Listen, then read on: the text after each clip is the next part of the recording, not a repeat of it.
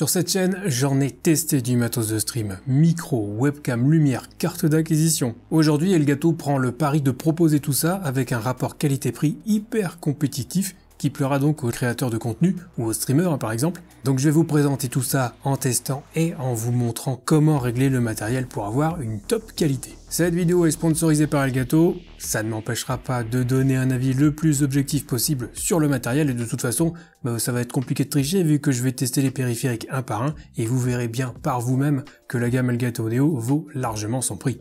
On va démarrer avec la lumière, la Keylight Neo tout simplement parce que c'est ce qu'il y a de plus important pour le rendu de la webcam qu'on verra juste après. On a donc ici un design très sobre et pour un tarif de 100 €, la Keylight Neo est fournie avec un câble USB-C vers USB-A, une rallonge USB-A, un guide passe-câble, un support pour moniteur et un adaptateur USB-A vers USB-C fourni avec le modèle noir. Elle diffuse une lumière douce notamment grâce à son éclairage périphérique et sa lentille de diffusion, avec une luminosité qui peut monter à 400 lumens en USB-A et jusqu'à 700 lumens en USB-C. Autant vous dire que ça suffit déjà largement. Sur la face avant, on trouve un bouton on-off, les boutons 1 et 2 pour modifier la température rapidement, une molette pour modifier l'intensité de l'éclairage ou la température de façon plus fine après avoir cliqué sur la molette.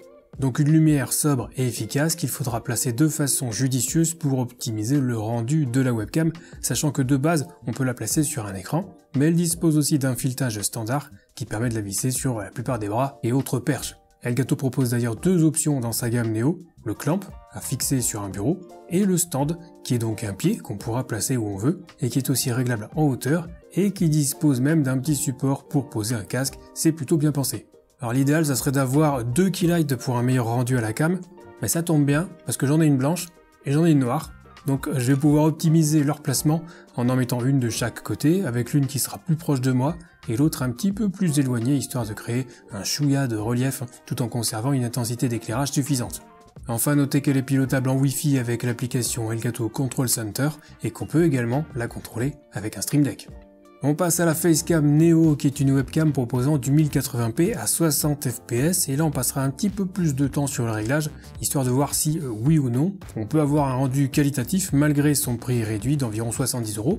Donc elle est fournie avec un câble USB de type C qui n'est pas détachable et un support pour moniteur. Elle aussi est sobre et classe, voire discrète malgré sa couleur blanche, qui ne l'empêche toutefois pas de s'intégrer dans différents setups, comme vous pouvez le constater par vous-même. Et elle propose donc jusqu'au 1080p à 60 fps avec un autofocus, une ouverture à f sur 2.0 et un champ de vision qui ouvre à 77 degrés.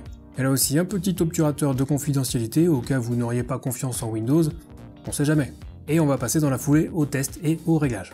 Donc voilà le rendu de base avec des réglages automatiques et les deux Keylight que j'ai présentés juste avant. Donc on a déjà quelque chose de sympa, mais on devrait obtenir un petit peu mieux avec des réglages manuels. Donc déjà on va s'assurer d'être bien en 1080p 60 fps et on va pouvoir commencer à ajuster les différents paramètres. Tout ça je l'ai montré en détail dans plusieurs vidéos, par exemple celle sur le test de la Facecam 4K. Du coup je vais ajuster là l'exposition, le temps de pause, luminosité, contraste, éventuellement la suppression de bruit numérique. Et au final, j'obtiens un rendu qui est plutôt satisfaisant.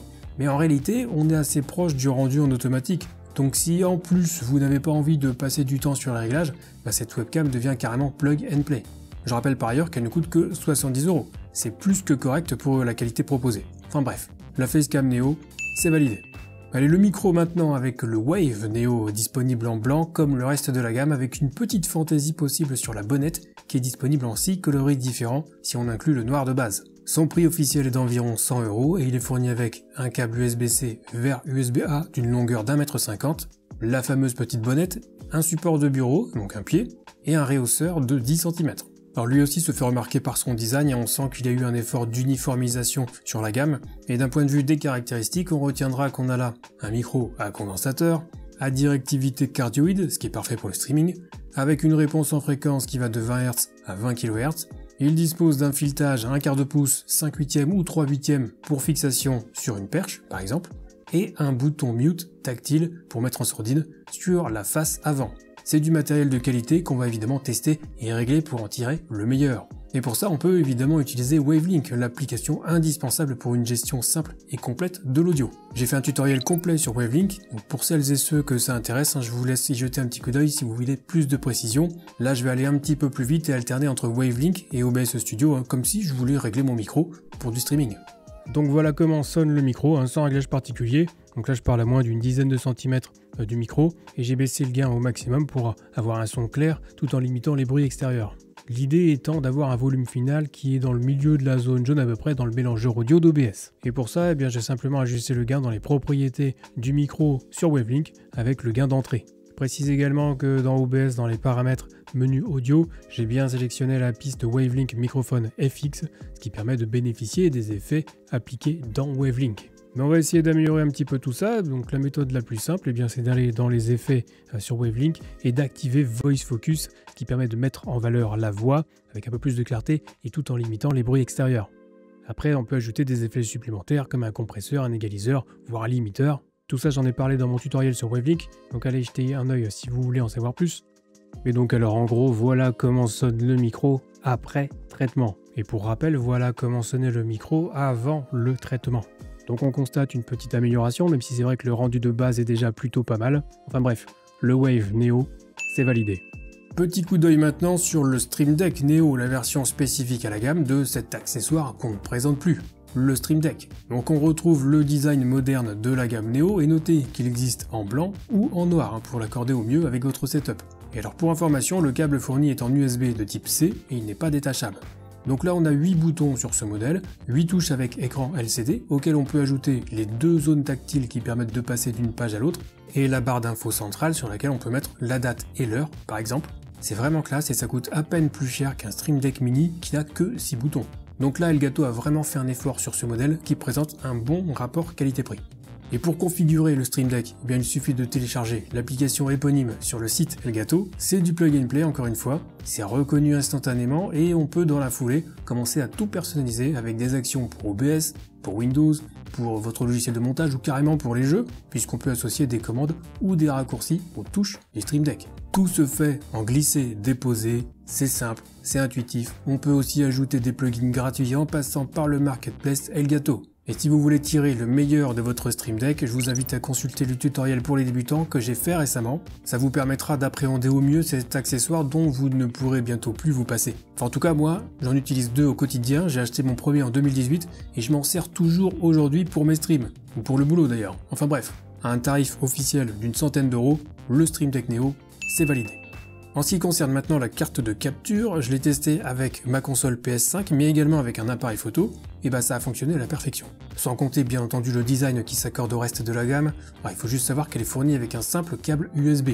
Donc il faudra utiliser vos propres câbles HDMI que vous avez déjà a priori si vous avez une console et un PC.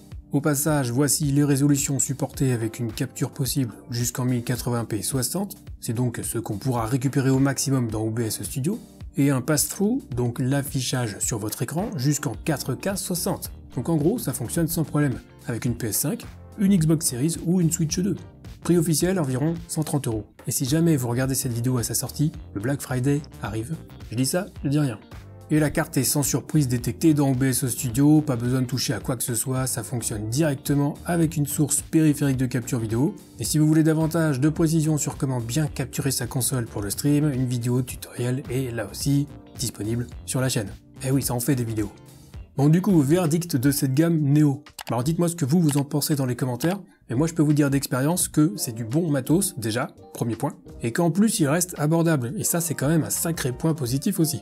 On a une webcam qui sort du 1080p 60, la lumière réglable, bon même si 2 keylight c'est mieux qu'une, le micro quali et hyper pratique associé à Wavelink et au Stream Deck qui est lui aussi un accessoire quasiment indispensable pour un streamer, a fortiori pour ceux qui jouent et streament sur le même PC. Mais là j'en suis arrivé à un point où en fait il manque juste un petit bras pour le micro et on aura la totale pour bien débuter dans le streaming, encore une fois sans se ruiner, avec une carte d'acquisition en option pour capturer une console. Donc oui, c'est une vidéo sponsorisée, mais oui, je valide sans hésiter la gamme Elgato Neo.